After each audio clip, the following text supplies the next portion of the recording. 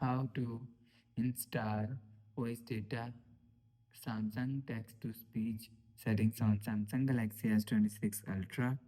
Let's start the video. First of all, go to App Library. Here click on Settings app. Now in Settings, scroll down and click on Advanced. Click on Accessibility. After click on Accessibility, click on Talkback. After click on Talkback, click on Settings. Now in Talkback setting, click on Text to Speech and click on this settings icon. After click on this settings icon, click on Install Voice Data. After click on Install Voice Data, if you want to install language, click on this setting.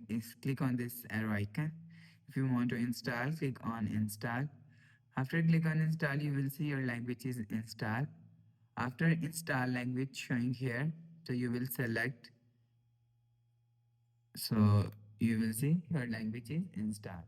After the process, go back to home screen.